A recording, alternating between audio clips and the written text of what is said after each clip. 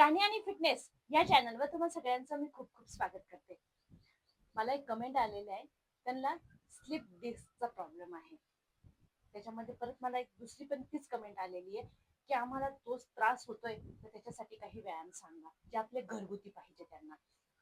तर मी असेच घरगुती व्यायाम घेऊन आलेली आहे जे स्लिप डिस्क साठी तुम्हाला त्रास होतोय. तर आता पहिला आपण बघूया. खूप सारे लोक म्हणतील आता स्लिप डिस्क म्हणजे काय असतं. तुमचा पाठीचा जो स्पायनल आहे ना, तो पूर्ण कमरेपर्यंत कनेक्टेड असतो आणि त्याच्यामध्ये जेव्हा गॅप पडायला सुरुवात होते, म्हणजे त्या नसा आहे ना तुमच्या साईडच्या त्या दबल्या जातात आणि त्या दबल्यानंतर तुम्हाला सायटिकाचा त्रास व्हायला सुरुवात होते आणि हा त्रास कमरेपासून टाचेपर्यंत होतो.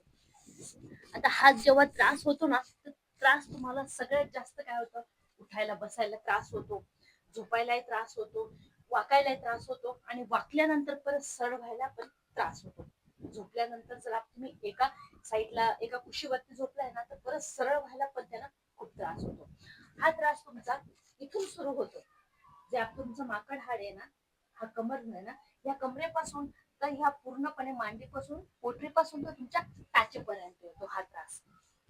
आता यानं सगळ्यात जास्त मग कंबरदुखी असो, त्याच्यानंतर सर्वायकलचा प्रॉब्लेम असो, त्याच्यानंतर एकच मांडी दुखणं किंवा एकच पोटरी दुखणं किंवा जो ज्या पायाला होता ना तो पाय एकदम सुन्न होऊन येतो. कधी कधी समजा थोड्या वेळ तुम्ही मांडी घालून बसलाय ना, तर तो पाय एकदम सुन्न होऊन येतो. कारण का, त्याच्या इथून नसा आहे ना पूर्ण दबल्या जातात. ब्लड सर्क्युलेट आहे ना ते कमी व्हायला लागतं, एकदम हळूहळू व्हायला लागतं, पाय सुन्न पडतो, मुंग्या येतात. तर हा त्रास व्हायला लागतो. सगळ्यात जास्त झोपल्यानंतर बाजू चेंज करायला, वाकल्यानंतर सरळ व्हायला किंवा सरळ होऊन वाकायला खूपच त्रास होतो याच्यामध्ये. तर मग त्याच्यासाठी काही व्यायाम आहेत. जर तुमचा कमी असेल तर तुम्ही हे व्यायाम करून त्याला कंट्रोल करू शकता, आणि जास्त असेल तर तुम्ही डॉक्टरची ऍडवाइस नक्की घेऊ शकता. याच्यामध्ये खूप साऱ्या लोकांना बेल्ट दिले जातात, खूप साऱ्या लोकांना एक्सरसाइज करायला लावतात, मेडिसिन दिले जातात. पण जर सुरुवात असेल ना, तर माझं म्हणणं आहे हे व्यायाम तुम्ही करत चला.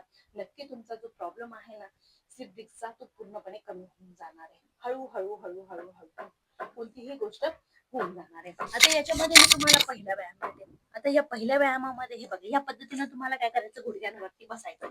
आता या गुडघ्यांवरती आल्यानंतर तुम्हाला काय करायचंय, हा जो पाय आहे ना, हा तुम्हाला अप, जर समजा तुमच्या उजव्या पायाला असेल किंवा डाव्या पायाला असेल, तर तो पाय करायचा तुम्हाला या पद्धतीने खाली उशी, तुमच्या गुडघ्याच्या खाली ना उशी घ्यायची आणि हे बघा पुश करायचं तुमच्याकडे, परत खाली सोडायचंय, परत पुश करायचंय, खाली सोडायचंय.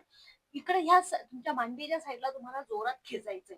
आणि त्याचबरोबर काय करायचंय, हा जो हात आहे ना, हे हात तुमचे पूर्ण इथे ह्या पद्धतीनं टच झाले पाहिजे. हे बघा ह्या पद्धतीनं पूर्णपणे तुम्ही पाठीमागून हा इथे घ्यायचा आहे, इथं प्रेस करायचंय, जोरात प्रेस करायचंय आणि हळूच मागे जायचंय, परत पुढे यायचंय, मागे जायचंय, परत पुढे यायचंय, हळूहळू, जास्त जोरात नाही. हे बघा या पद्धतीनं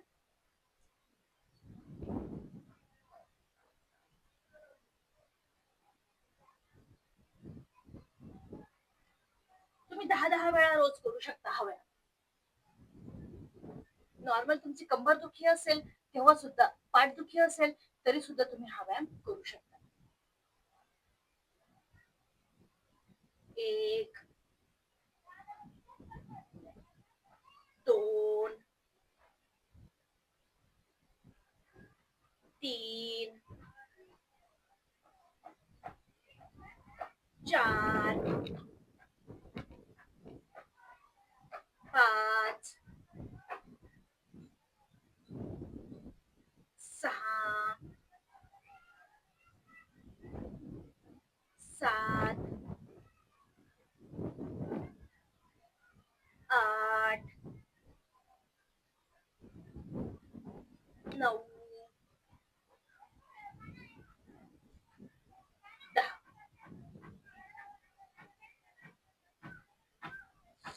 आणि ज्या वेळेस तुम्ही असे बसाल ना, त्यावेळेस काय करायचं, तुमचा उजवा पाय असेल ना, तर उजव्या पायाला तुम्हाला काय करायचं, फक्त हे बघ या पद्धतीनं खेचायचं तुमच्या मांडीकडे, तुमच्या हिप्सकडे, तुमच्या कुल्ल्यांकडे ही टाच ओढायची. हे बघा या पद्धतीनं तुम्ही जेव्हा कधी बसाल ना सोफ्यावर बेडवरती, तर तेव्हा तुम्ही काय करायचं, फक्त या पद्धतीने तुम्ही खेचत राहायचे हे पाय, हे बघा दोन्ही पण. तुमच्या नसा मोकळ्या व्हायला ना खूप म्हणजे खूप मदत होईल. जे पाय सून पडता खाली टाचेपर्यंत पूर्ण तो पेन येतो, दुखत असता, तर तुम्ही हे नक्की करून बघा. याच्यात मी दुसरा व्यायाम देते. आता दुसऱ्या व्यायामामध्ये काय करायचं, पूर्णपणे तुम्हाला या पद्धतीनं खाली पोटावरती झोपायचंय. आता पोटावरती झोपून आहे ना, शक्यतो तुम्ही ज्यांना स्लीप डिस्क आहे ना, त्यांनी जास्त बसण्याचा प्रयत्न करू नका. या पद्धतीनं तुम्हाला झोपून आहे ना लवकर रिझल्ट भेटतो आणि आराम पण भेटतो. कारण ज्यावेळेस त्रास होतो ना, त्यावेळेस असं वाटतं की कोणत्या पोझिशन मध्ये बसावा किंवा आता कसं बसू. तर शक्यतो ना जेव्हा त्रास व्हायला लागेल ना, त्यावेळेस तुम्ही या पद्धतीनं झोपून घ्यायचं. फक्त पायांमध्ये गॅप ठेवायचा, पाय जोडून नाही ठेवायचे, पायांमध्ये गॅप घ्यायचाय. गॅप घेऊन तुम्ही फक्त या पद्धतीनं रिलॅक्स करा, बघा तुम्हाला थोडासा आराम भेटेल. आता याच्यामध्ये करायचं काय, या पद्धतीनं पायांमध्ये थोडं जास्त गॅप ठेवत चला आणि तुमच्या दोन्ही जे कोपर आहे ना त्याच्यावरती पूर्ण बॅलन्स घ्यायचा आहे. कमरेवरती पूर्ण बॅलन्स सोडायचा नाहीये. हे बघा या पद्धतीनं, आणि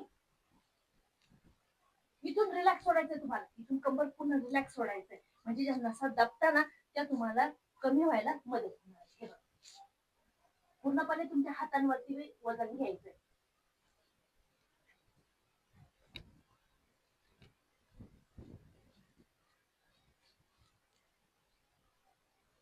एक,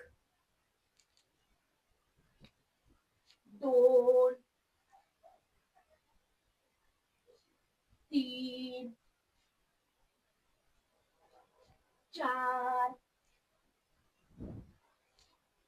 पाच, सहा, सात, आठ, 9, 10. याच्यामध्ये समजा तुमचा डाव्या साईडला त्रास होतो तर डाव्या साईड मध्ये मांडी आणि हा कुल्ला याच्यामध्ये जास्तीत जास्त तुम्हाला पेन व्हायला लागतो, कळ लागते, तर तुम्ही आरामशीर या घ्यायचा पायांमध्ये आणि हा व्यायाम करायचा. 10, 9, 8, 7, 6, 5, 4, 3, 2, 1. व्यायाम सोपे आहे एकदम, जे तुम्हाला घरात करता येतील असे व्यायाम आहे. दोन्हीचे दोन्ही व्यायाम एकदम सोपे आहेत, जे तुम्हाला घरातले घरात आरामशीर करता येतील असे आहेत. व्हिडिओला जास्तीत जास्त शेअर करा. ज्यांना डिस्कचा प्रॉब्लेम आहे, ज्यांना कमरेचा पण प्रॉब्लेम आहे, ज्यांना सर्वायकलचा प्रॉब्लेम आहे ना, त्यांच्यापर्यंत हा व्हिडिओ नक्की शेअर करा मित्रांनो. त्यांना खूप मदत होईल याची. आणि एकदम सोपे सोपे घरामध्ये करता येईल ना या पद्धतीचे नक्की करून बघा. जर जास्त त्रास असेल तर डॉक्टरची ऍडवाइस नक्की घ्या मित्रांनो. चॅनलला सबस्क्राईब तेवढं मात्र नक्की करा आणि व्हिडिओला जास्तीत जास्त शेअर करा. कमेंटमध्ये नक्की सांगा व्हिडिओ कसा वाटला. भेटूया परत पुढच्या व्हिडिओमध्ये.